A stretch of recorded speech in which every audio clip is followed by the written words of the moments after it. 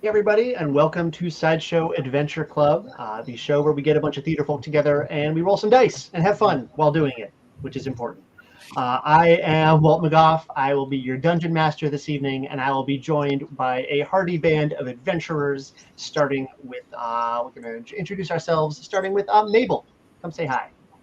Hi, I am Dion. I use she, they pronouns, and tonight I will be playing Mabel, who uses she, her, and is a half elf, is a noble, Mhm. and fun fact, it can't be the same as last week. Last week I said she has a cute singing bird.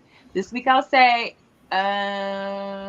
she went to the world's equivalent of Hogwarts Yeah, with I was gonna, another character. I was gonna say fantasy Hogwarts, but I guess that's just Hogwarts. She went to the Academy at Wickmore. Non-copyrighted Hogwarts. Excellent. Let's say hi to Grift. Hi, it's me. I'm Grift. My name in real life is Kay. Both Grift and I use she, they pronouns to keep it simple. Grift is a half orc, who is also a bard. I guess fun fact about Grift, is she claims that she can play any instrument, as a bard, but can only really play like two instruments, and the rest of them she just learned like one song on each so that she can like have a party trick ready. Is it the same song on each instrument? Like Yeah. just across Wonderwall. instruments? Yeah. Just Wonderwall Yeah, straight through. Awesome. Scroll. Hello, my name is Jerika Guest, and I will be playing Squirrel tonight. She, her pronouns. And Scroll is a Kalishtar as well as a druid. Fun fact about Kalishtar is that she loves and is completely fascinated with other people's histories and their ancestral lineage. She is scared, actually mortified, really terrified and fearful of looking into her own, as it uncovers some very deep, dark secrets about herself that she's not ready to accept yet. I'm just going to make a Fun note of that real quick. I'll write that down for later. Skashik. Hello! My real person name is Aaron Lockman, but tonight I am Skashik Genesee. Both of us use he, they pronouns, and Skashik is an Aarakocra fighter, specifically a battle master. And a fun fact about Skashik, that's different than the one we did last week, is that when Skashik was a younger bird, they studied the ways of fighting and the blade and all that with a dwarf fight in the Scalding Rocks, whose name was Bodgren Hillforge. Just classic dwarf name. Classic dwarf name. It's a fantasy dwarf name right there. And let's go to Goldie. Hello, my human person name is Tina Munoz Pandia. My Tabaxi sorcerer name is Goldie, or Marigold Sands, if you're feeling formal. Fun fact, Goldie makes her living, she, her pronouns all around for me and Goldie. She makes her living as a smuggler, and previously worked with a partner named Gladys, who was a very old person. They used the old lady, scam as their cover. But Gladys is now in prison, and it may or may not be Goldie's fault. Who knows? I'm going to go lean towards yes, but we'll see. And we are produced, as always, by the amazing Bo Frazier. Thank you so much, Bo, for pulling all of the strings in the background. Quick D&D primer, if you haven't played before, we are going to tell a story together. They're all going to play. There we go. They're all going to play a character. I'm going to play everybody else. I'm going to tell them what's going on. They're going to say what they want to do, and then we're going to roll some dice to see if they do a good job or not. Before we get rolling, just a quick reminder that this show is a production of Sideshow Theater Company. So supporting Sideshow means making live, exciting entertainment like this possible. Go check out our website, www.sideshowtheater.org. Go to the support tab if you really want to, and help us keep doing cool stuff. But when last we left our heroes, we were in the middle of initiative. It's time to get fighting, everybody. We were going to the Mist Run Harvest Festival. Skoshik, Goldie, and Scroll had been in Mist Run together for a little while and just went to the fair. Mabel and Grift were coming up from the academy at Wickmore. Wholesome frivolity was being had until some plants came to life and tried to kill the town's new steward, Lucidia Hoffright. The gourd monster, as far as positioning goes, because we are diving right into this mess, there's sort of a dais at the top of the fairgrounds. The gourd monster is climbing its way up, just this pile of pumpkins and squash and rot and gross things and tendrils coming out all over the place. Skoshik is engaged right up with the monster, flew in and is fighting it. Mabel, Scroll, and Grift, you're down sort of in the center of the fairgrounds, probably about 40 feet away from the dais where this is happening. You are joined in an antagonistic sense by the two tumblers from the circus, Will They and Won't They, who are sort of getting themselves in between anybody and this plant beast. H.J. Piccadilly, the erstwhile ringmaster of the circus, was snapped out of his trance by a well-placed suggestion spell from Grift. He doesn't seem to understand what's going on fully, said he couldn't do anything to stop it, dropped his magic stick, and ran away. And meanwhile, Goldie, you wrapped us up last week by diving on top of Lucidia, firing off a blade spell that sliced away the tendrils that were holding her, freeing her from the monster's grasp, but revealing some pretty gnarly poisoning that was starting to spread down the arm where she had been contacted by the plant. And with that, we are launching into initiative. It is the top of the order, which means it's the plant monster's turn. Hooray! Everybody's favorite character, plant monster. The monster, I think, is Skoshik because you got up right on it, and it is not very bright. I do have the intelligence score in front of me, and it's a negative number. Okay. It's going to go ahead and try to hit you. All right. So it's going to roll attack. Okay, it's starting off the night with a 24. Oh, no! Not natural 20, an 18 modified, but so these tendrils come out. I think you were standing on one. I was perched on the one that was connected to Ms. Hoffright. Oh, great. So that gets I think that gets bladed away by Goldie's spell. It's sort of like window shades up under your feet, and then two more just whip right in and just clock you real hard. Oh, no! You're going to take 10 bludgeoning damage. Ooh, okay. And you are now grappled by this thing. Actually, I need you to roll me a strength saving throw to see if you escape it. Great. I get +3 to strength saving throws. Hang on. I'm going to use my good dice. That's good. I would recommend it. Okay. How do we feel about a 12? Not quite going to do it. Oh, fudge! Oh, God. So Skoshik's having a bad day. I know. You flex against this, and you don't feel you don't take any damage yet, but you feel a sort of burning sensation all along these vines. It's like it has little nettles throughout it, and you're starting to feel just a little bit more of a burning sensation.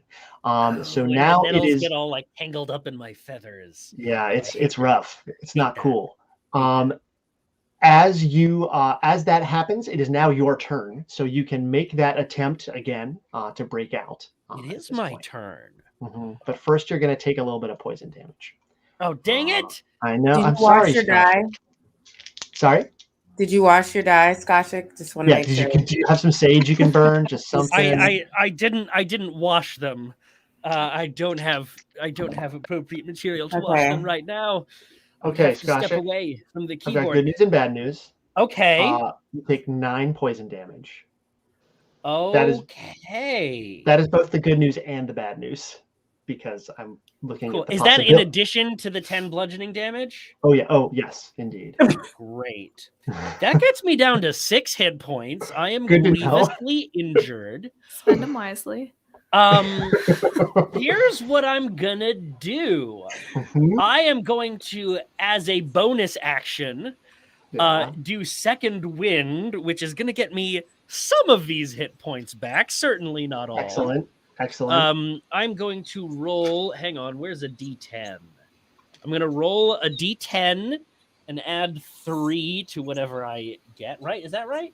Yes, I do. 1D10 plus 3. Okay, so I'm gonna regain 6 hit points. There you go. So I'm gonna give I'm gonna get myself up to 12. Nice. And so once I've done that through sheer force of will, am I able?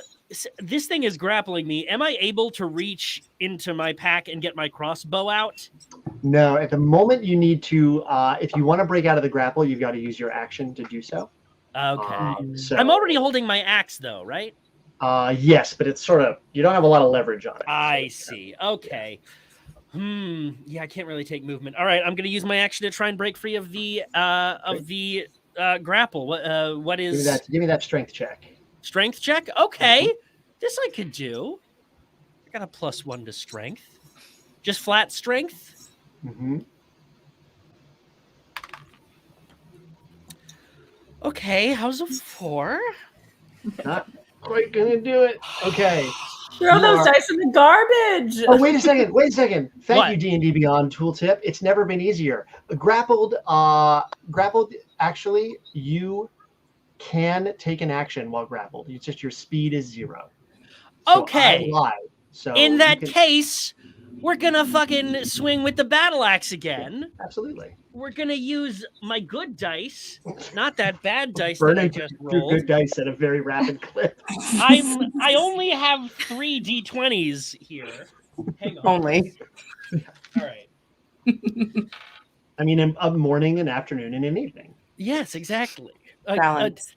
I have the number of dice befitting a lady of good breeding. Thank you very much.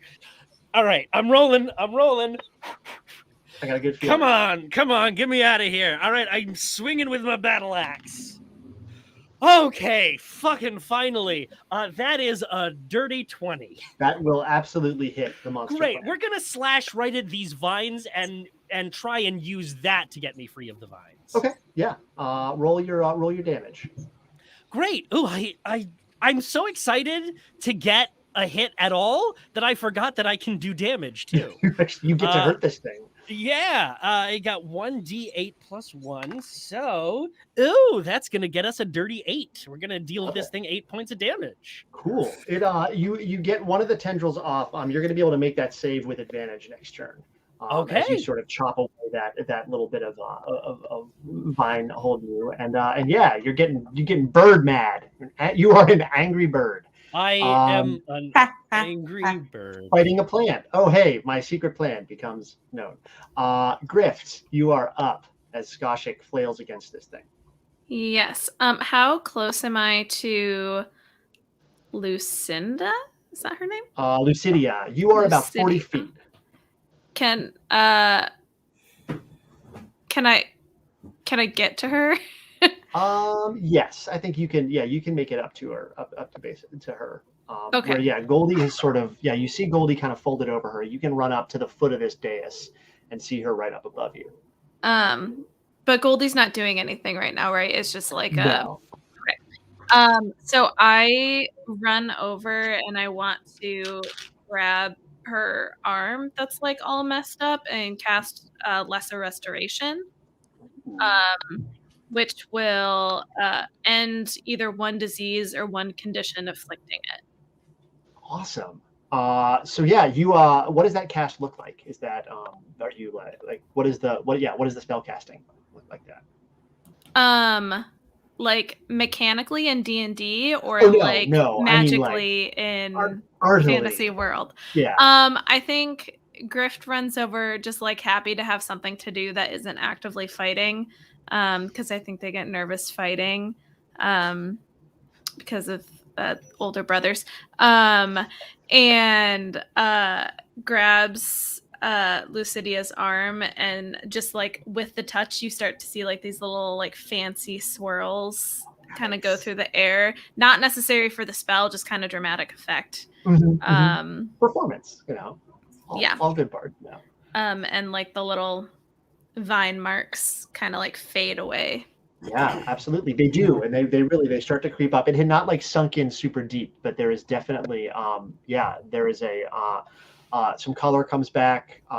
Like she looks a little bit less sort of ashen, and the black just sort of recedes away, and she starts to come to a little bit. She's been kind of passing out in your arms, Goldie.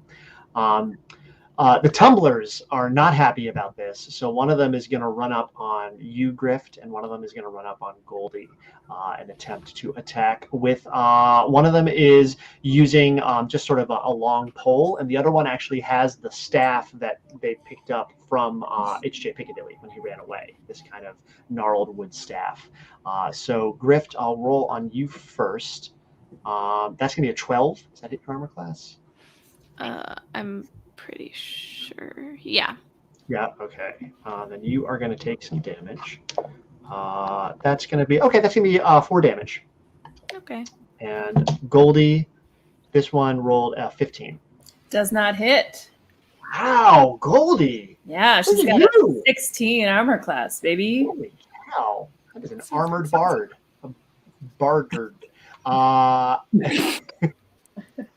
Apologize to everyone. Goldie's not even a bard. That's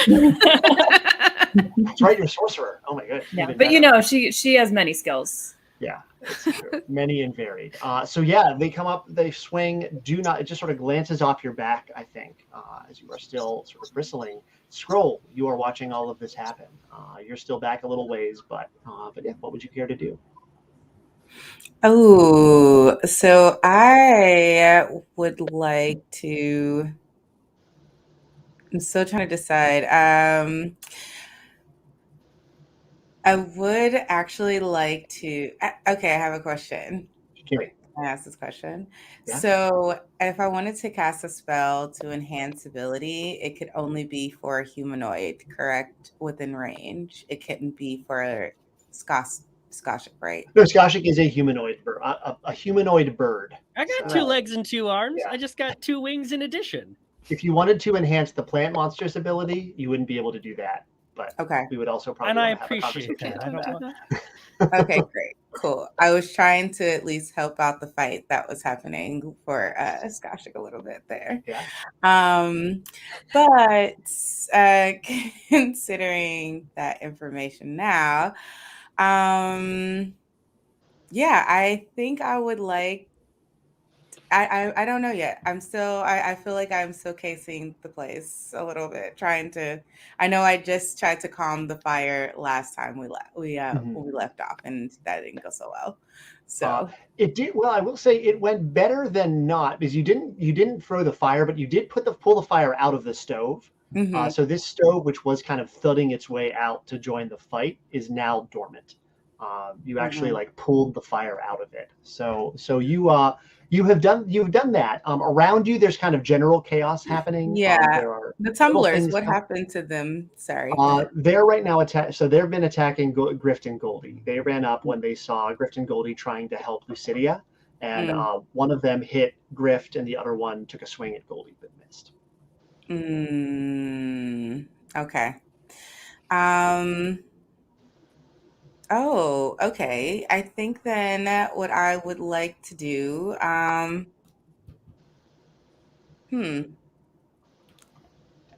yeah, I would actually like to hold a person. I would like to use one of my spells and hold a person. And hold that person. Yeah. Not in a way. Isn't that what we all want? Isn't that what we all want? I'm only here to just try to bring as much love as possible to the world. But I think I would like to cast a spell just to kind of like remove the tumblers or a tumbler off of both of them. But I guess I have to choose. Gotta pick one. Oh.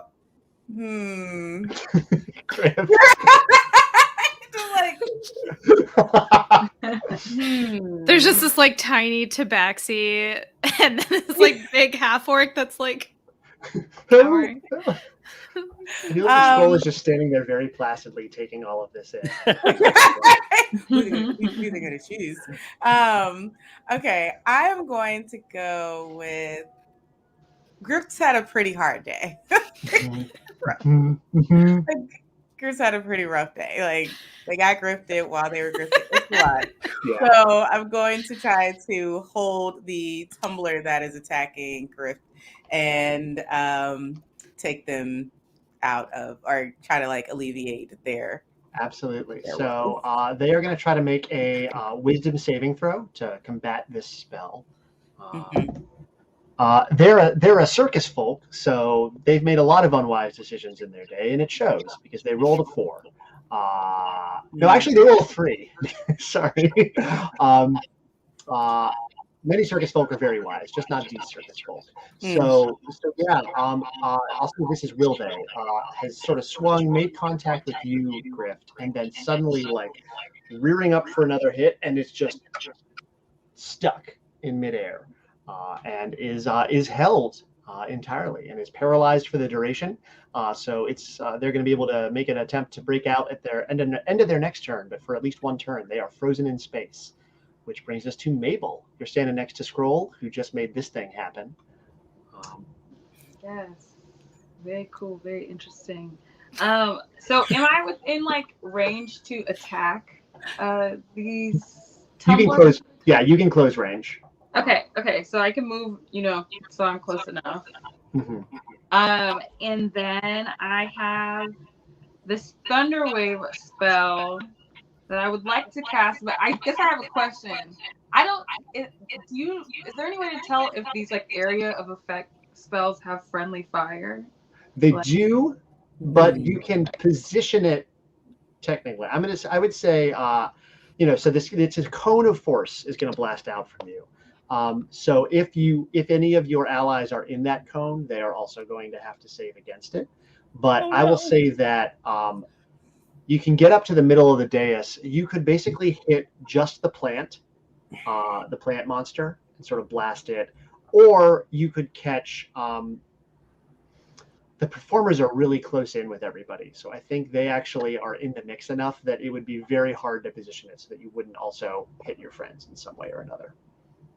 Oh, fascinating. Okay. It's basically just a big cuddle pile. Okay, cute. Well, then I'll go for the plant with Thunderwave. Love it. So the plant's going to make a save. Is that a Constitution save? Yes. Okay. That is a 13. Okay. What is your save DC? Ooh, how do I tell that? It's in the spellcasting area. Oh, okay. 12. 12. Okay. It just misses, but that's okay because it's going to take half damage. It just means that it won't get blasted back by this thunder wave.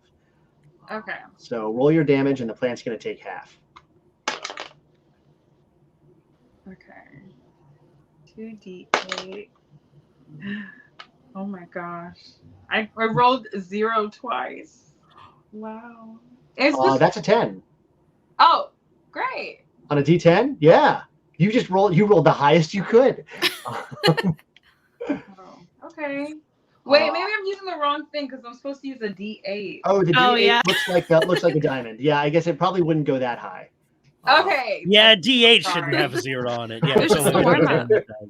Putting a 0 on a D8 would be so cruel. Yeah. Okay. Give me a sec. Okay. All right. Okay. So I rolled 15, and then is there something I'm supposed to add to this? No, it's just a straight 2d8 on a thunder wave. So Okay, cool. 15. It's going to take 7 damage, and that's a beefy hit on that thing. Which is impressive because it's vegetarian. Roll tonight, Goldie. You're up. Save me. All right. So I'm engaged with this one tumbler. Yeah. Congrats. Great. You said that with such derision. Tumbler. Fucking tumbler. This fucking tumbler. I'm also thinking of like a glass, like a tumbler. Anyway, moving I'm on. picking up the website. Okay, I think then I will. Now with a ranged spell, is there disadvantage on like casting that against someone close to me? Because it's not like there's like, it's not like a crossbow. It's like it's a spell. No, I think you could. Yeah, I'll say you can blast him in the face with a ranged spell. It's a spell. Okay. But do I want to is the question. You know what? Yes, I do, because I think it would be cool. Yeah. Great. So I'm going to cast Mind Sliver at this person. Yeah, I drive a disorienting spike of psychic energy into their mind. Oh. So you got to do to somebody. Yeah. Well, they tried to hit me with a magic staff, so you got to do what you got to do. They failed, but maybe I'll succeed. Okay, so you got to do an intelligence saving throw. Okay. Intelligence. No, that is a 9. Oh, that does not succeed. Okay. Cool, then you're going to take 5 points of psychic damage. Okay. And next saving throw you make before the end of my next turn. If it comes to that, you subtract 1d4. Ooh, nice. Last So thing hits. So you they swing this staff at you. I think you sort of hunch. It skims off your back, and then you turn and cast this spell, and it's just like it knocks them back a little bit. Like it drives their forehead back, and their arm kind of shakes as it happens, and they are slivered. Their mind has been slivered. H.J. Piccadilly is just making a beeline for the cart and jumps in the circus cart and begins to, I was going to say rev up the horses to run away. He does whatever you do to horses to get them ready to run away because he is making a break for it. You rev them up, I think.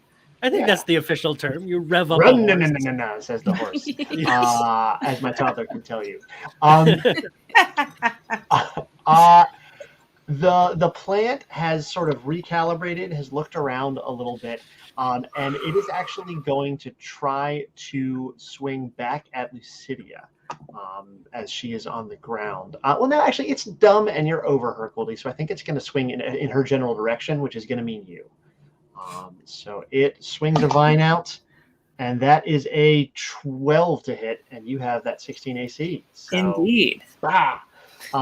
If a pile of rotting malevolent gourds could look sad, they'd be doing that right now. Maybe there's like a jack-o'-lantern somewhere near the head that frowns. If there is, can I like salute it and then wink at it?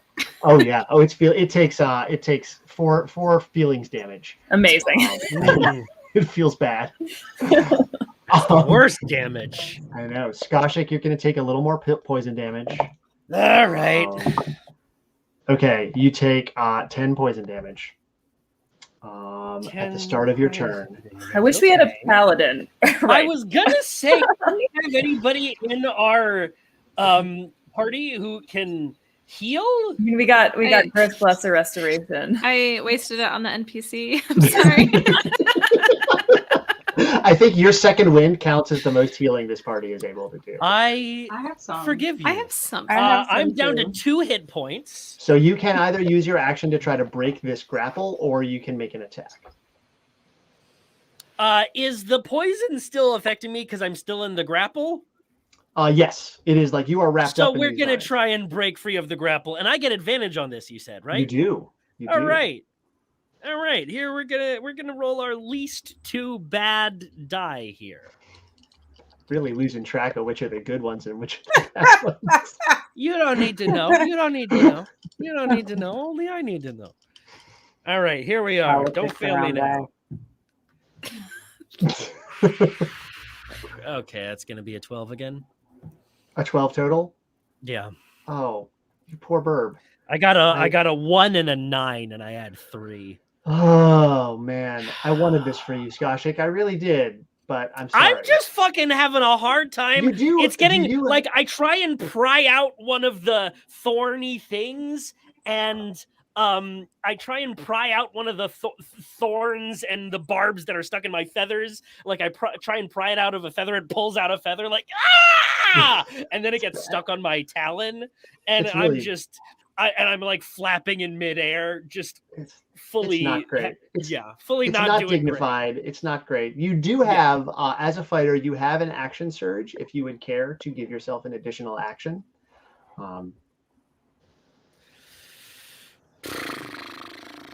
Do I want? I'm not optimistic about my chances with a D20. Maybe You know what? I'm way going out to of make it. another strength tech check to try Okay. and get out of these goddamn vines. I'm going to expend my action surge. Do I still have advantage? You do still have advantage. Right. There you go. All right. Oh, Goldie, I think you still have bardic inspiration, by the way. Just Oh yeah. Do you want to That's give me a bardic true. inspiration, please? Thank you, baby. I can only on my turn, I think. Griff is sorry. very helpful. to Will you many remind me people. what that does again? It's a D4? D6. Oh, a D6. On saving throws or attacks or damage? Mhm. Yep, ability check, attack, or saving throw. All right. This so is a saving let's do throw. this. I wouldn't say no to a D4. Can't do it until their turn, unfortunately. Oh, you can't do it until my turn? No. Never mind. Give me that strength check. All right, we're just doing this straight strength check here. Well, it's not straight. It has advantage.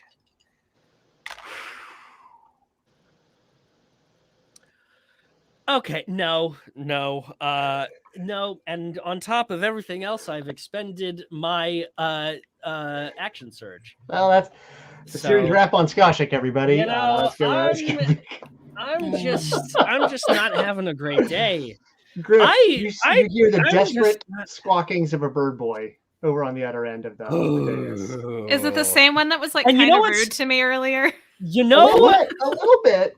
You know what the worst thing is that Skoshik is a carnivore. He only eats meat. So this is like a nightmare. This is everything. It's all coming back. This is Karma. a nightmare. This is like a vegan getting attacked by a big steak. So, This Griff, is- you have a frozen, paralyzed tumbler right in front of you, and you have a mind-slivered tumbler just to your right. And then Thanks you for have all that. this plant business happening. Where's the gourd monster in relation to me? About 15 feet to your right. But like just like directly above me is like Yeah, a it has sort of frozen- piled itself up the dais. So the brunt of it is on the dais itself, and then there's some like the bottom of it is trailing off where the table was. Okay. I would like to extremely cheap shot take my dagger and try to stab the person's like hovering above me. The paralyzed person. Yeah. You will have advantage. Good news. Great. I just got a nat 20. Don't need to roll again. All right, that's going to be double damage on that that. must be nice. Okay. Well, I also have a real dagger. Oh my god. Stay ready. You never got to get ready. Stay ready. You just Yeah. whip that out in the middle of a live stream. You gotta build up to that. Okay. So I roll a 1d4. It's not like a huge But it's amount of damage, I'm just gonna say. Oh, that didn't. Okay. I rolled a 2, so double damage, that's 4. that'll do it. Great. Yeah, you slip that right in. He's paralyzed, so there's just sort of a from somewhere deep within. I'm also like, Man, nobody's happy about this. Are you moving at all after you do that? I think just in case he unfreezes, I want to like roll out from under him or kind of Mhm. like get away a little. I also want to bonus action. Okay. Who in our party is everyone like within 60 feet of me? Oh yeah, absolutely. Okay. Who has damage besides Skoshik? Oh. Nobody? Okay. You have taken enough for everybody. I'm on fucking death's door, and everybody else is just fine. Okay, as a bonus action, I can do Mantle of Inspiration, which I use one of my Bardic Inspiration points and give 5 temporary hit points to up to 3 creatures I can see within 60 feet. You could throw some of those onto Lucidia as well. She has definitely taken damage. Okay, I will give one to Lucidia, one to Goldie since she's right here, and then one to Skoshik. Cool. Great. Just So because those are Goldie, my Incredible. immediate people, and I just like clearly see Skoshik as like a wreck over there. But the other two, it's just the 2 that are closest. I'm still at my max. Does that mean I have 5 more than my max? There should be yes. a thing on that to add 5 Yeah. template points on there. Yeah. Sweet. Yeah, it's next to the standard hit points, and those will go away after the battle. Great. So the performers are up. Will they fails to unparalyze themselves? They're probably a little distracted since they have a knife in their ribs. Won't they is going to take another swing at you, Goldie, but with this staff. Rolls a good roll. Rolls a 18, but then has to subtract out D4, right? Just saving throws. Just saving throws. Okay. Yeah. So does hit you in that case. Yes, indeed. Brings this staff down, and you take 6. So that is your temporary hit points plus 1. Great. And yeah, scroll. Things are getting crazy. Yeah, I would love to. Okay, yeah, I think this was my original question I had before. Can I use my healing spirit on someone within the group here, or does it only go? Okay, I would love to do that. I would love to. I mean, I'm down by 4 hit points from my max, so just wanted to. So you can And really if you're trying to pick somebody, I am at 7 hit points. Yeah, but Goldie just took one, and so it's the freshest hurt, you know. Sell me, people. Sell me. What do you want? I'm having What's in a it for bad Scroll? day. Who wants to be healed? I would love to be healed. I will say Skoshik has been a long companion on the road for Scroll. Yes, I don't know if that's a point in the favor How or many against. years have we known each No, other? exactly. You saved me I from think the I am- wreckage of my village. Save me again. Yes, you are my longtime homie, so I think I will actually cast the spell towards or send that healing spirit spell to Skoshik. I Excellent. appreciate it. What do So I that'll roll? be 1d6. So roll a d6. Okay, all right. We're gonna Standard roll issue a Monopoly d6 die. here. We're gonna restore 2 hit points. Do I wait? I roll that, correct? You do. Oh, whoops. Oh yeah. You're right. I was like, hold up now. It's her spirit that is healing. I did not realize. Maybe your spirit will have more luck. Let's hope. Right. Sorry. Pull out my die. Where are you? Oh, there you are. Okay, cool.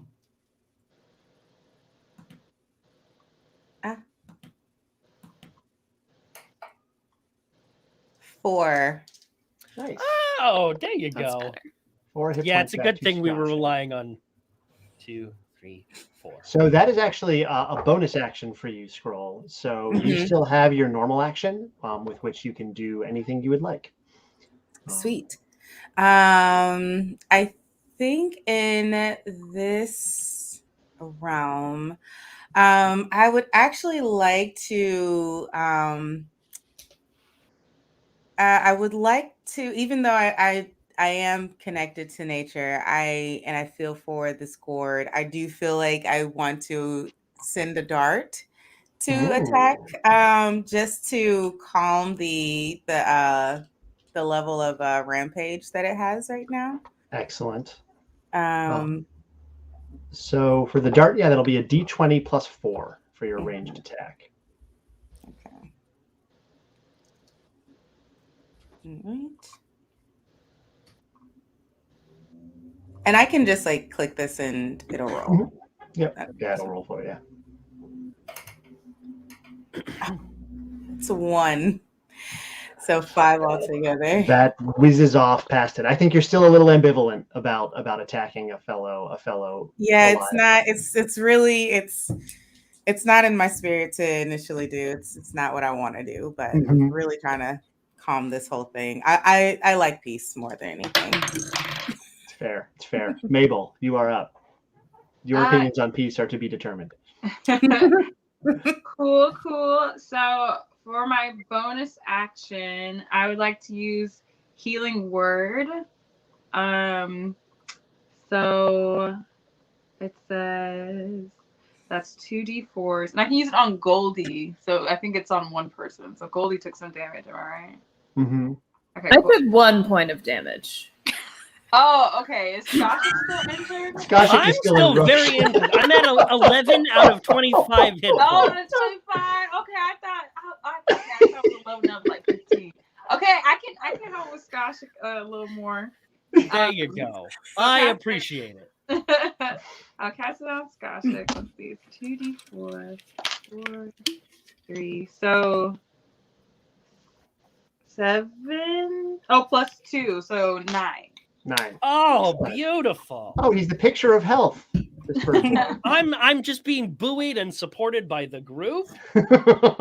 It's nice. It's like a I'm viewpoint back up to exercise 20 out of here. 25 hit points. Excellent. Goldie, you have an emboldened bird boy across the stage from you. And Wait, that's just my bonus action. oh, that's your bonus action. Excuse me. Yes. Still get to go. My main move. So I'm gonna attack one of the. So there's 2 tumblers. Is someone still being held by one? Yep. One of them is paralyzed. The other one is mind slivered.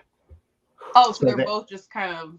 The mind slivered one is still active, but they're going to get a penalty to any saving throws. Okay. So I'll go for the mind stuttered one, and I'm just gonna normal attack with my arm blade. Ooh. What does hit DC mean? Because it says +5. Do I need? That is what you add to the D20 roll when you make an attack. Okay. So yeah. All right. So roll a D20, or do I? It says damage is 1d8 plus 3. So yeah, you'll roll the D20 to see if you hit, and then if you roll higher than the armor class, that'll be a hit, and you'll roll the damage, the 1d8 plus 3. I'm like, wait, where's my D20? You know what? I'll do it on the D&D Beyond. Okay, so.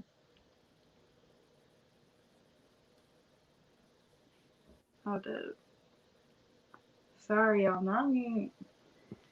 I feel like I'm always so ready, and then it comes to my actual turn, and I'm like, wait, hold on. This is the joys of D&D. Okay, wait. Okay, I'm gonna roll the little dice. Roll a D20. Roll.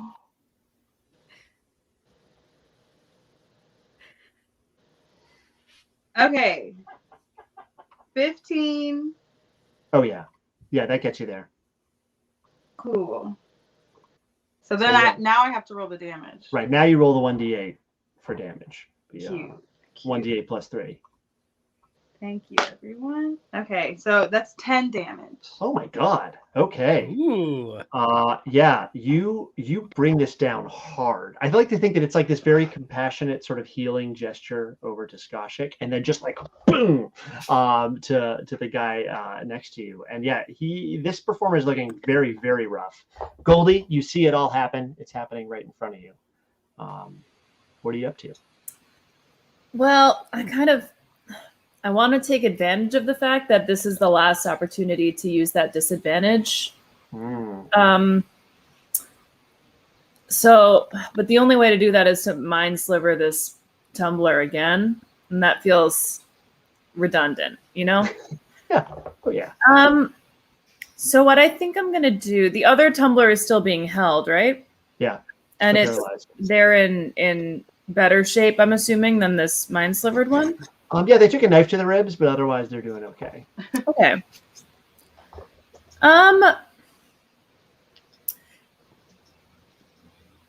Actually, you know what I'm going to do? As my bonus action, I am going to cast Misty Step so that I can not be within range of any of these creatures,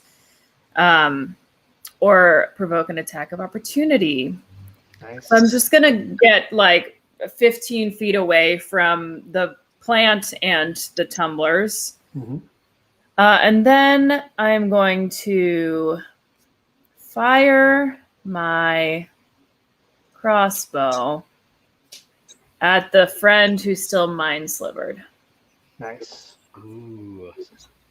I will say also with the Mantle of Inspiration that I gave those 3 people, for your like immediate action on the next turn, you can move without provoking opportunity attacks.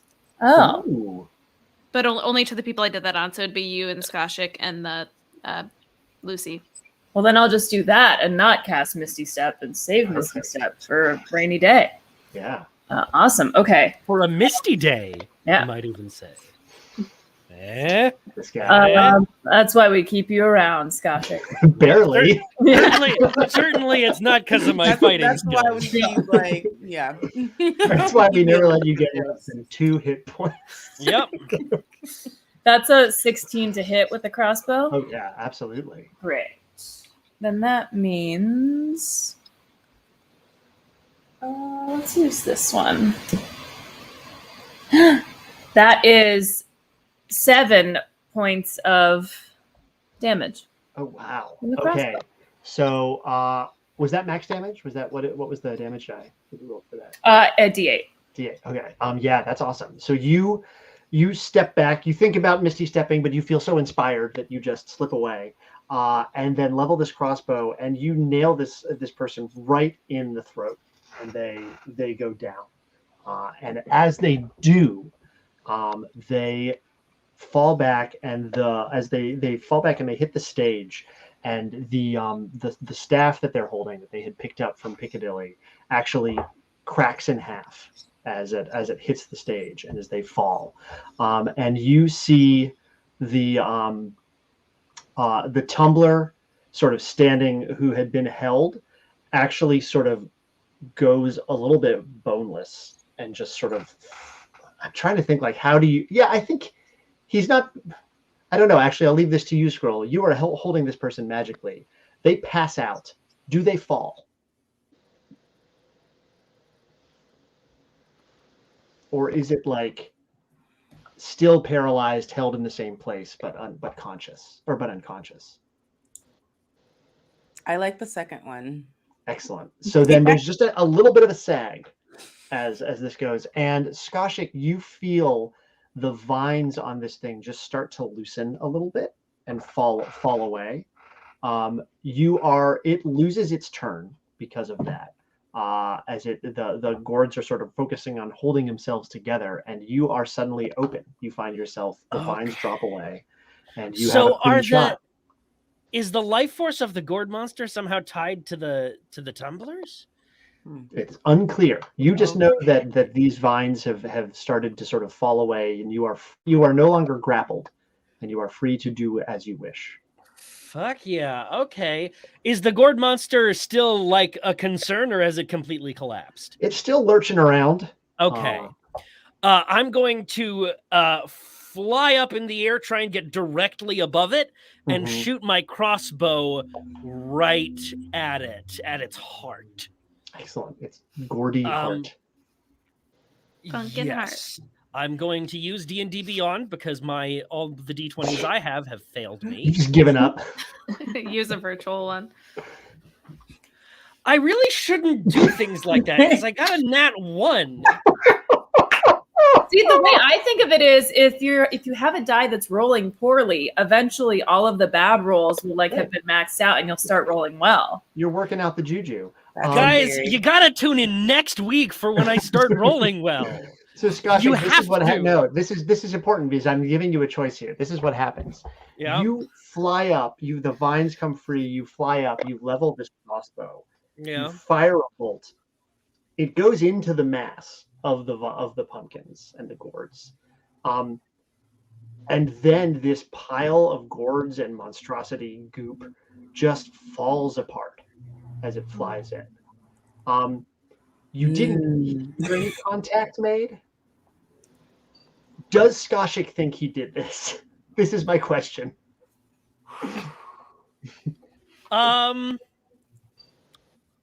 You know what, Skoshik? Logical Aaron brain knows this was probably not Skoshik, but Skoshik is just gonna take the W where he can. Skoshik is just gonna be like, oh, all right. Yes. Whew, all right, I've defeated it. He's like, what his wings are like. He's like flapping in midair and kind of just lurching everywhere. His feathers are all askew. And I'm going to return to the ground and land just kind of in a heap, just kind of in a I'm hitting like a bird hitting an office building window. Oh no. Yeah. I'm just going to say, yes, wonderful. I did it. I've defeated the gourd monster. Excellent. So the gourds sort of fall apart. We are now moving out of initiative as these the one guy falls back dead. The staff shatters on the stage. The other tumbler remains sort of hanging there, paralyzed. You see across the fair where things had been sort of coming to life and attacking people, smaller things. People are starting to be able to shake them off. You see Argus Frink just like beating the crap out of the loot that he sold Mabel, and just shattering it, probably for the better. And as you all are looking out at that, the wall that this dais had been built up against, the wall to the town, a door swings open in it, and you see a very finely dressed half-elf sort of stick their head out and say, bring now, come, and start gesturing you all in, especially gesturing to Lucidia, and essentially asking for you to bring Lucidia in into the walls of the city. As we go in, can I collect the like shattered shards of this staff? Yeah, absolutely. Okay, cool. Can I roll perception to make sure that this person is not trying to lure us into another trap? Oh yeah, roll insight. Oh, insight. Okay.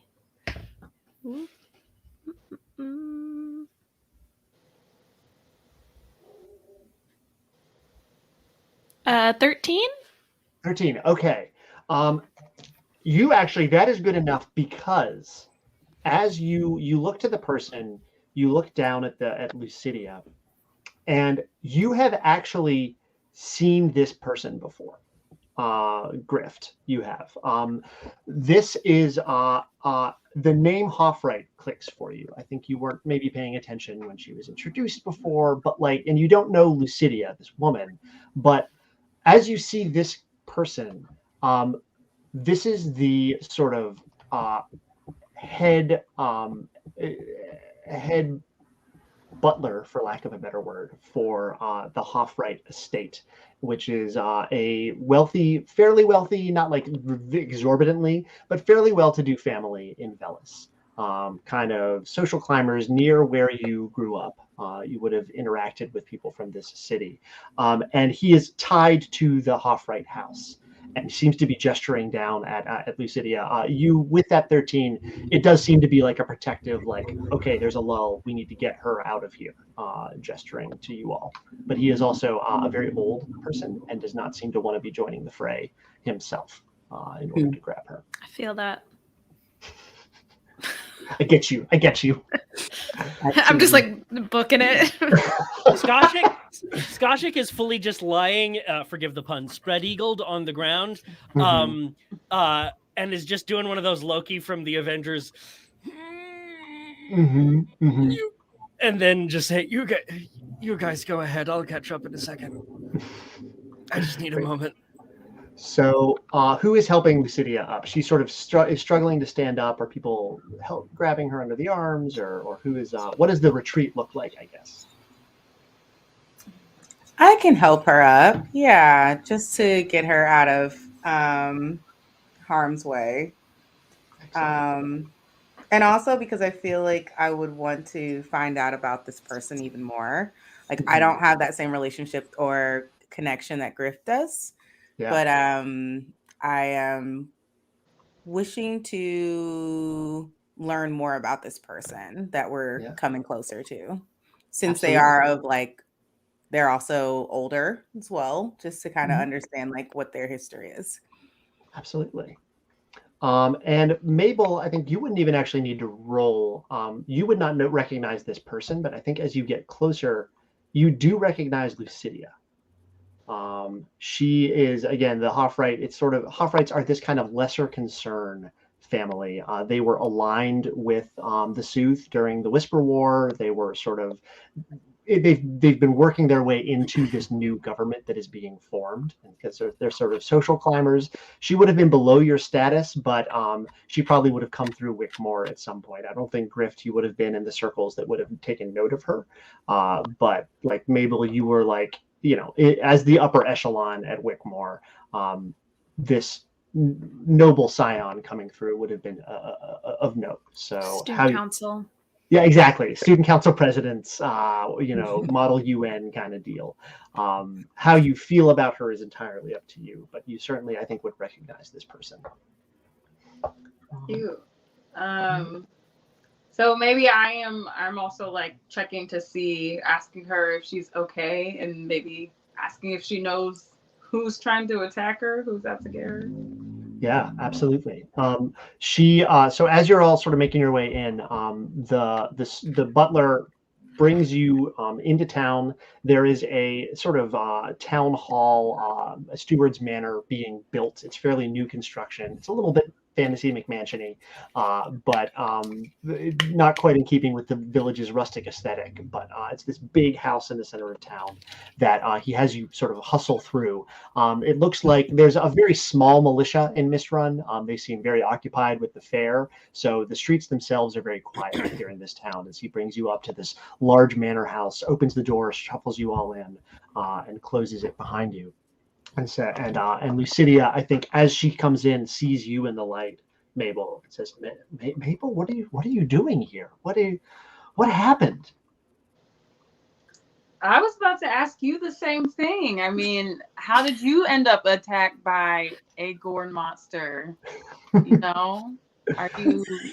What's your position here? Like, what kind of enemies do you got? These are questions. Absolutely. She says, "Well, Haxton warned me that something like this might happen," and she gestures to the butler, whose name is Haxton. And she says, but I felt I needed to go out and speak. I needed to talk to the people. And Haxton says, no, sit down. She's tired. He says, I can explain. We've been here establishing the new stewardship of Mistrun, and the locals here have been very cagey and standoffish. They have not taken to the new government. It's been a lot of work to try to convince them.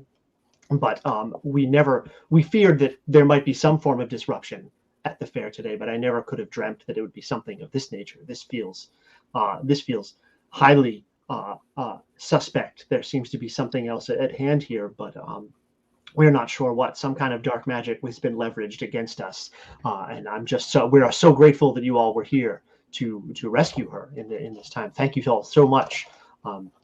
You're welcome. And she says, you're welcome here in our house. Haxton literally, I think, is half asking, half pleading with you all to stay the night, not just out of like thanks, but as like extra security. I think he's basically seeing what the Podunk Town Guard did out there, and is saying, we would certainly be so grateful if you could please stay, and while we make sure that the town is set. I've sent for help from Trentfall. There are soldiers coming, but until they arrive, we would greatly appreciate the security. We'll happily answer anything we can for you, or speak to anything, and you're of course welcome to stay here at the home. A voice comes from behind all of you. Ms. Hoffright, Mr. Haxton. And you see that Skoshik is literally crouching on one of the potted plants, one of the big potted plants by the window, just looking very dejected. And just looking at the both of them with a little bit of, not contempt, but just tired, just done. And I say, If you are intending us to stay the night, not merely as a courtesy, but as, if I am to understand it, you want extra security. Uh, my friends Goldie and Scroll and I, we are adventurers. We have performed services for this town for many years, and for you just last month. We were the ones who killed that ogre that was menacing the outskirts. I don't know if you remember me. We will require payment. This is our... we will happily defend you and your house, but we will ask for some compensation in this instance. I can't speak for these other two.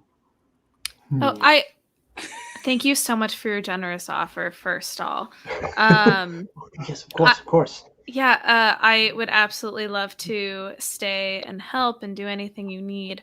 I did have one gig that I had booked already for a pretty high-paying client that I would have to cancel in order to do this. He says, "Well, we certainly, certainly, I would, it's highly, you've already rendered such a service, I think." And Lucidia puts her hand on his shoulder. He's obviously, like, I think he's a little bit not offended, but it's sort of like it's a little gauche. I think, like, he looks more thrown aback. I think Mabel, you certainly know as well. I think a little by both, especially by Skoshik. Okay. There's a little bit of like, subtle. It's just not done in polite society of like, we're talking about money right now. What is it? But so he's a little bit huffy, and Lucidia sort of puts her hand on her and says, of course, you will be paid handsomely for the services you have already rendered us. But if you would see as so fit as to assist us further, we would of course be in your debt for a much greater sum. Happily. Are we agreed, Goldie, Scroll? How do you feel about this? Goldie, I just kind of like, I'm not really interested in being involved in this conversation. So I'm more interested in the thing that I'm holding. Scotch handles the business. Yeah. Goldie's not about dealing with that. No. So I'll just like shrug over my shoulder and look at Scroll and like, whatever, you know. Roll me, Goldie, roll me a nature check with advantage. Nature. Interesting. Am I good at this? Not really. Okay. With advantage, though. That's good. Oh, that's an 18. Okay, excellent. And actually, so you are looking at this thing. You're sort of off to the side. Scroll, are you engaged with this, with the conversation? What is Scroll doing? And Mabel as well, actually. It's good to just get a sense of where everybody's at.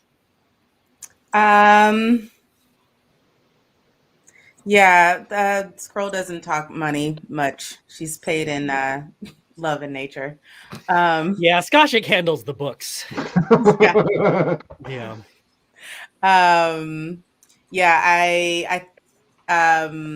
Scroll is definitely taking in the space around them and doing a little bit of like exploring, as now we're possibly going to stay, and trying to like understand the walls and hear like sounds and get a sense of like any messages that are kind of like informing her right now of the space. Yeah, absolutely. Roll investigation. Okay.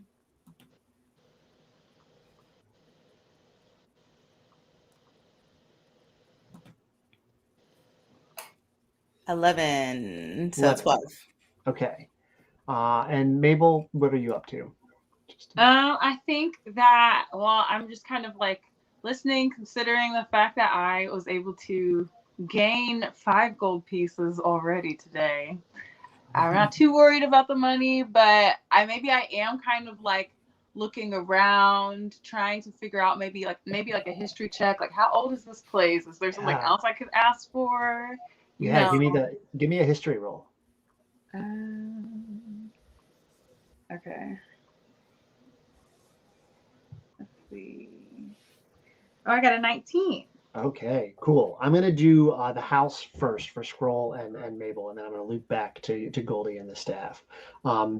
So, Scroll, you're looking around at this house, and this, the stones of this house, you're trying to tune in essentially to it, to feel what this. The stones of this house have memory. of Mhm. this land, of the surrounding area, of the history of a village that has been here for a very long time. Nothing else in this house has memory. Mm. This is the wood is imported. The stones are from somewhere else.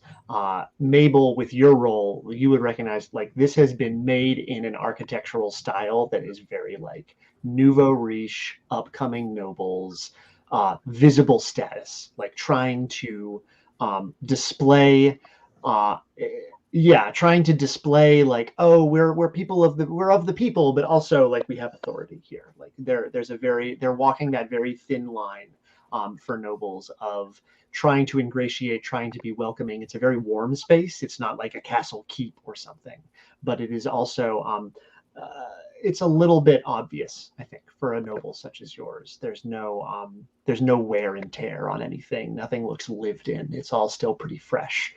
So your impression of this scroll is that this is an outsider coming into a place, and not in a violent way, not in an aggressive way, but very clearly out of place. And Mabel, your impression is like this is a family trying very hard to establish something that both by the architecture and also by your knowledge of this house, they can't really back up at the moment.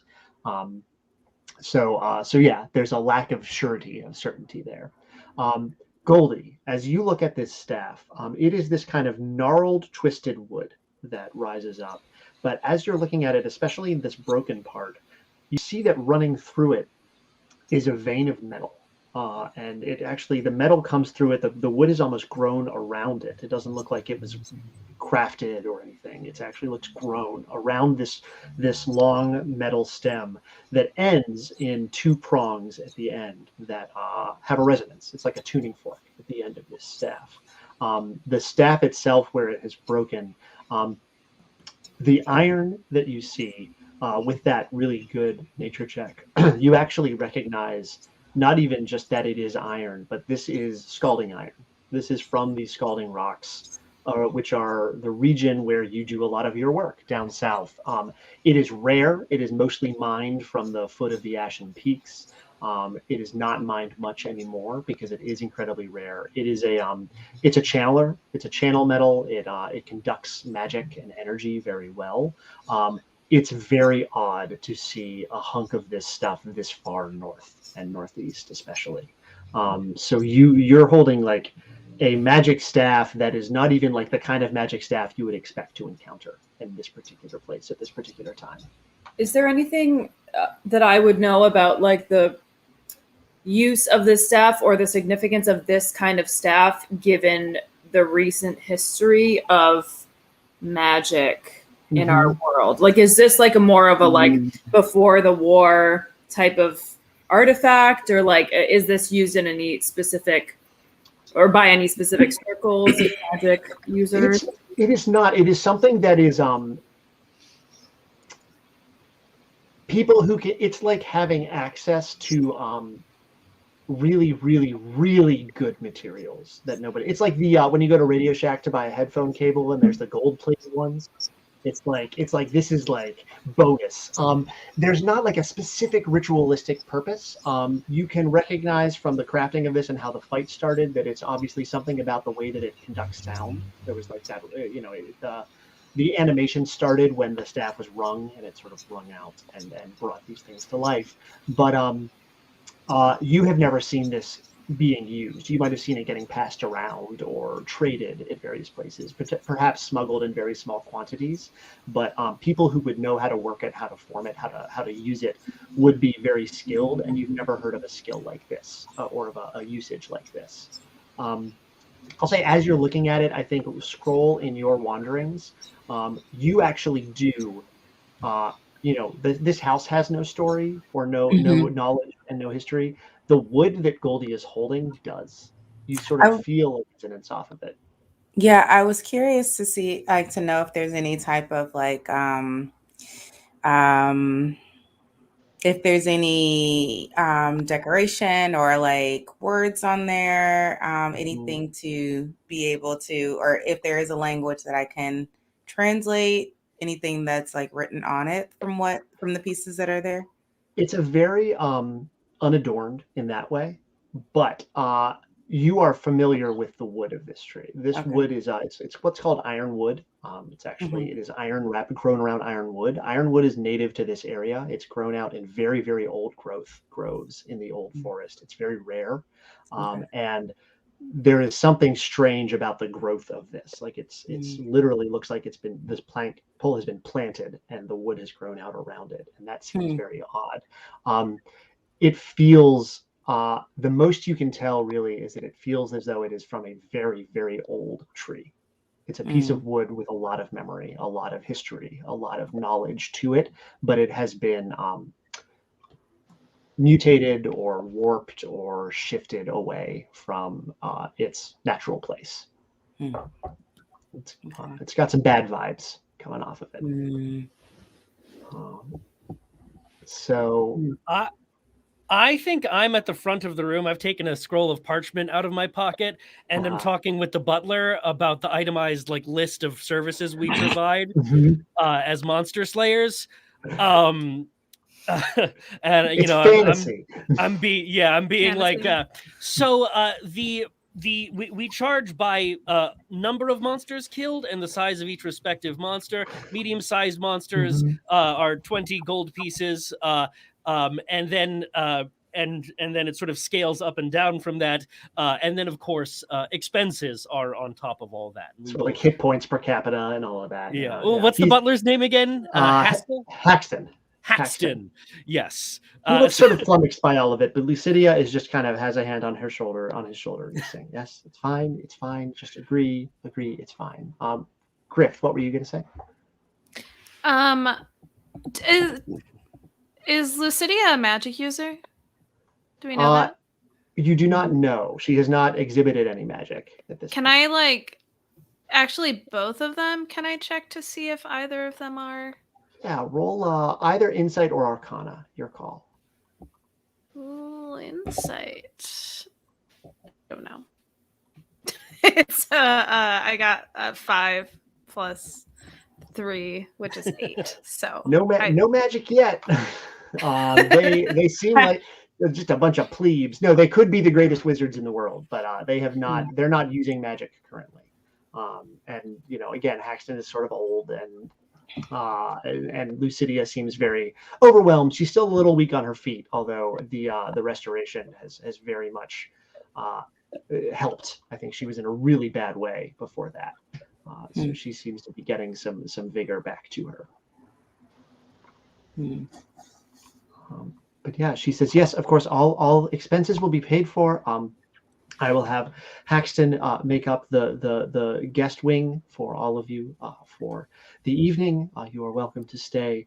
I pray that there is no more disruption after whatever you have what you all did for me today. But of course, I would again appreciate your assistance in any matter that does arise.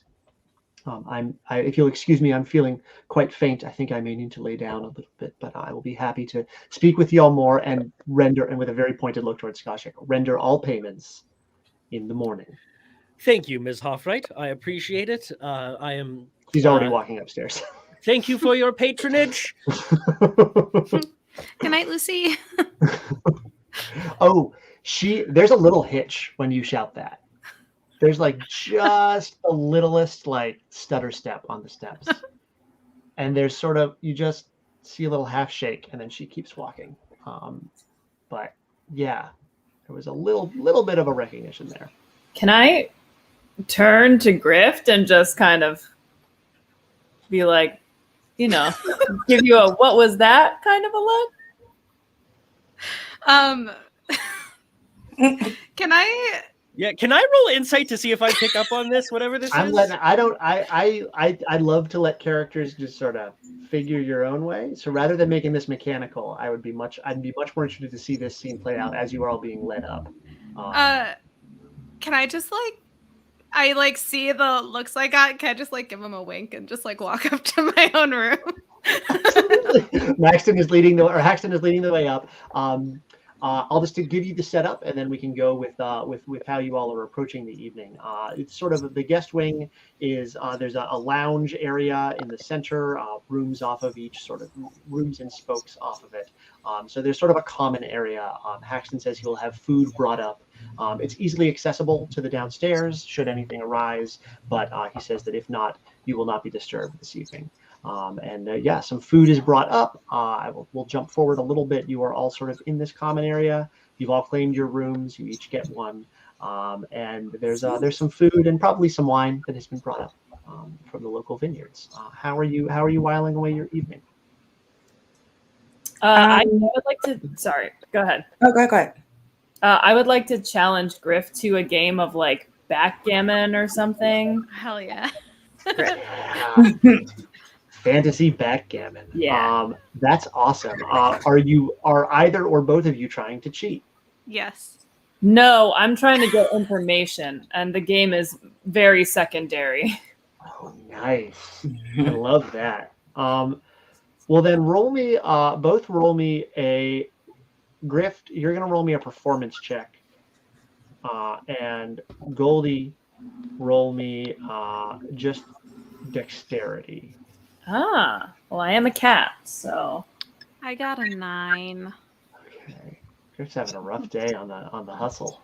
I know. I have like a decent plus on it too. I rolled a nat 4. that is a 19 in dexterity. Wow. Can I say Grift is like just a little like flustered from just like already being embarrassed in front of Goldie earlier, and so it's like, okay, really gotta like impress on this one, and it's just like too much pressure and just like totally blows it. So what this means is during this game of backgammon, which I do not know how it works, but I'm excited. Neither does Grift.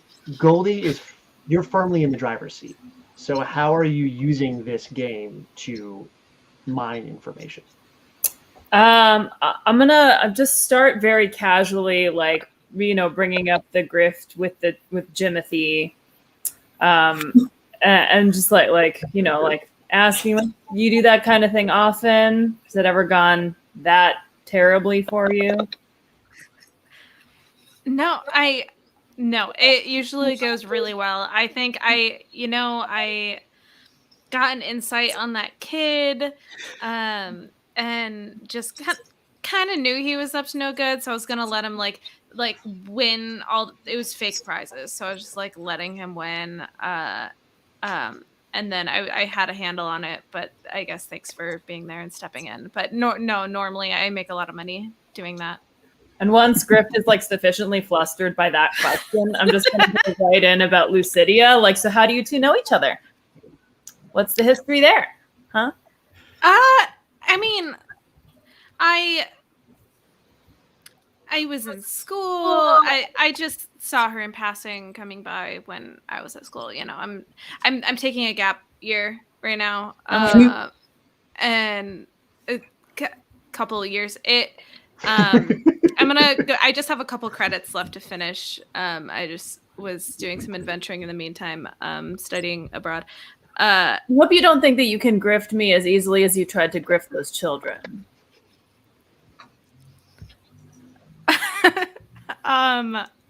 What makes you think I would be doing that right now? We're just hanging out. We're on the same side. Yeah. No. And I think that you're right. And I see a lot of myself in you. I feel like there's a lot that we have to offer each other strategically. I would appreciate if you would be honest with me. Lucy, that's not an in-passing kind of closeness. I'm going to jump in real quick. Mabel, what are you doing? Standing at the back making hilarious faces. I think Mabel is 2 wine goblets in, and Sapling probably had a thimble or 2. Better they try it at home, rather than out. And it's just giggling and like making like sounds because I feel like Mabel maybe knows the connection that they had a little fling, but that Lucy's family's very bougie maybe. This is my guess. Canonically, From the how old is gossip. Lucy? Let's say Lucy is right in y'all's age bracket. Okay. Oh Yeah. snap! Yeah. Yeah, maybe she's a little older. I don't know. Yeah, I think so, Griff, you're sort of playing this out as the valedictorian of Wickmore is standing over in the corner, sipping her wine and just listening, giggling. Maybe not sipping. I think there's probably some heavy drinking involved. But yeah. So what is the recovery? I think Grift is just like, I had a really good time when I was in school, and there's just like so many people that come in and out of your life, and I may have known Lucy briefly. Just want to make it clear that I really don't care about your like personal, like, great, good for you, awesome. Mostly interested in like whether or not you have any insight as to why what happened today may have happened. Oh, Connection? no, no idea why there would be like a pumpkin spice monster going after her. We just grew up in a similar area. That's all, or not a similar area, but a couple towns over, different demographics. For sure. And with that, I make like the winning move and and sit back in my chair. And backgammon Griff through the table. Can Griff try to mage hand something on the board to make that like, there's actually like one other thing you didn't. But you didn't anticipate that I would back the gammon. We all know so much about backgammon, you guys. We know like the back of our hands. The back of our gammon. Like the back of our gammons. Roll me with you can save face. What is the one last mage hand deception roll that you're rolling? Just like the last piece has been placed, it is very clear the points are not in your favor. I think I'm like, I don't think you know me as well as you think you do. And then I like tried to do some fuckery to make it look like I actually won or something. Yeah. Roll a sleight of hand. I got a nat 1. Oh no! You slyly summon this mage hand, and it just like paper football flicks a piece directly into Goldie's forehead. Can I cast mage hand to pat Grift on the back? Yeah, as a free action. Absolutely. I just like storm off a little bit. Like kind of like sore loser. Yeah. Scroll and Skoshik, what are y'all up to? I am currently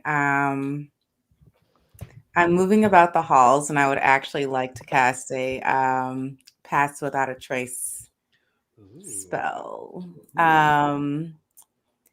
Because I not only want to get to know the the hosts, but I also want to get to know more of the people that I don't know. So Goldie, Grit, and Mabel. And I'm curious about this staff. So I'm being very passive and just like just taking it all in. Roll very sneaky and covert. Roll investigation. Okay. Not the Pass Without a Trace. No, Pass Without a Trace is a bonus. Like that's going to add. Oh, got it. Okay. Yeah. Okay. So you're being very stealthy right now. Yeah. 19. Oh, jeez. Okay. You're all drinking, I assume. I don't know if Goldie and Grift were. Skoshik. Come back to me in a second. I think my thing is going to just depend on Scroll's thing. All right. So Scroll, Skoshik and Goldie.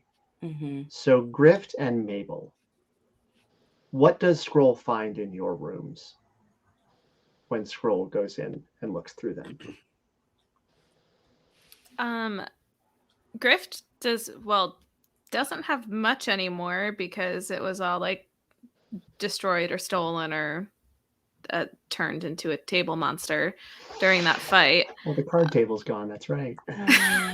So I think not much. I have a bag that has I have like an extra pair of boots. I do have like a disguise kit and like a forgery kit. And like I have like a little like pan flute in my bag just for Anything from Wickmore? I think I don't think Grift is the most organized person. I think there's like some old like notes and whatever, like maybe an old notebook or regular book or whatever, like a few I think like one book that is like spells related. Yeah. In there, and then just like loose crumpled just spells. Spells with a Z. Yeah. Grift added the Z. One L. Mm-hmm. Yeah, but other than that, it's just like crumpled paper and random stuff. Mabel. I think I have. I know I have a lyre that like I carry around, so I do have that other alternative musical instrument. I probably have like some nice, like noble kind of like special event clothes. Mm-hmm.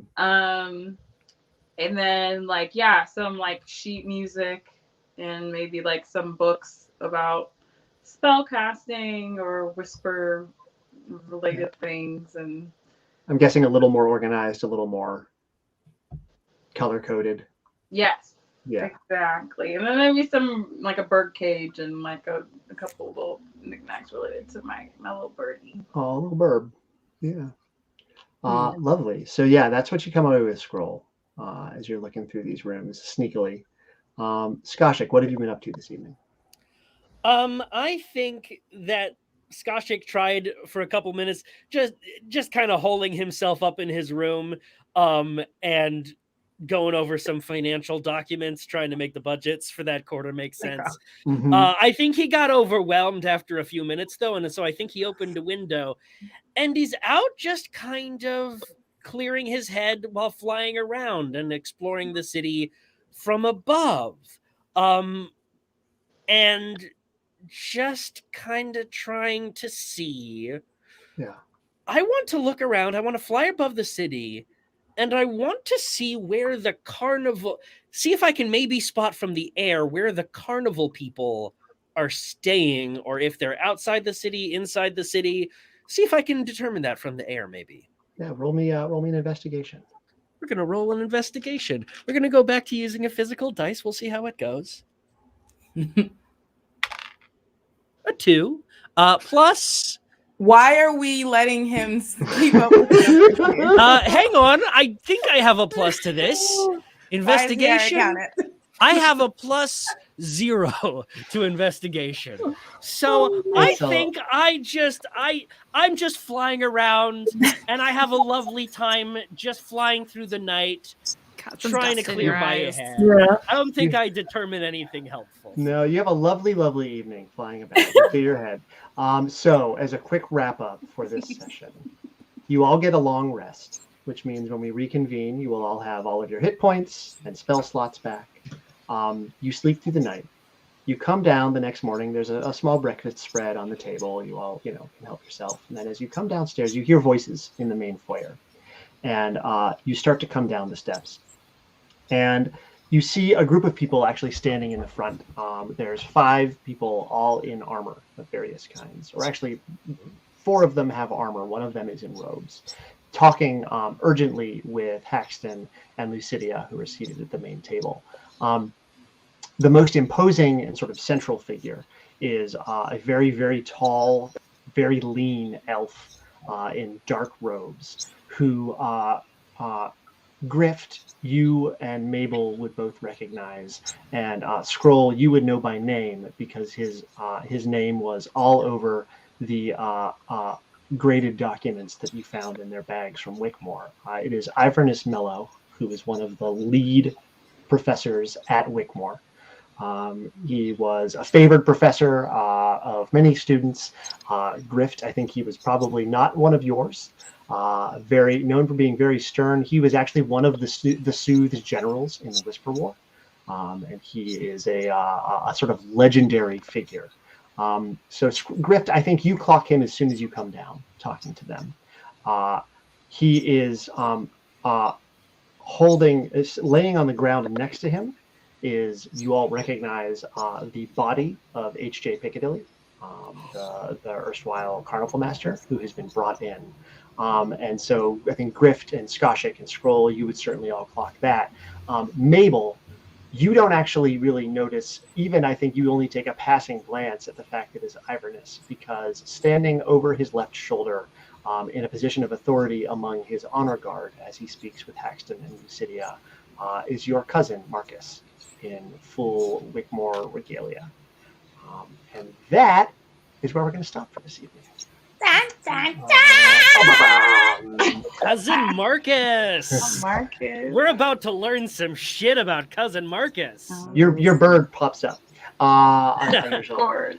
course. So great. Thank you so much, everybody. This has been Sideshow Adventure Club. Let's all talk about where we can find everybody. Dion, where can people locate you in your work? Hi, you can find my Instagram is at Strawberry Gelato, or you can go to OTV and look up Sexuality Out Loud. Honestly, you could just Google it. It's a little web series thing that I made that is now streaming, so check it out. Thank you. Yay. Kay, how about yourself? Hi, you can find me, well, not necessarily me, but the things that I make. I make a lot of handcrafted items and paintings and stuff like that. You can find me at this down below, just making do. DM me if you want to have me make something for you. Yay. Jarika. Yeah, you can either find me if you need an intimacy director or coordinator for film or theater at J. Evelyn G. And then if you are struggling with your plants, your house plants, and you need help with any type of maintenance, if you want to go plant shopping and you want to like improve your green thumb, then you can always stop by my Jai Plants plant page where I do consultations as well as styling for the home. Aaron. Hi.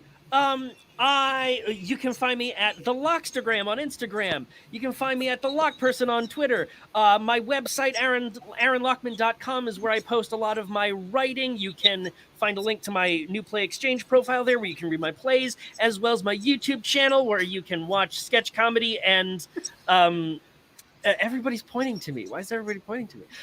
You can watch. I make sketch comedy and video essays. Oh, it's because I wasn't in the central presentation area. There you go. I didn't want them to confuse us. There you go, and I appreciate that. And also, you can find my writing, as I said, at my website, and also at rescripted.org, where I write theater reviews, and I'm the assistant editor. And Tina. Yeah, you can find me at Tina MP on Instagram and Twitter. You can find me at Theater Wit in person doing Mr. Burns, a post-electric play for the next couple months. You can listen to me say some fun stuff and yell at some people on The Vanishing Act, a Chicago-based created and produced audio drama. All 12 episodes are out anywhere you get your podcasts. And I think that's it.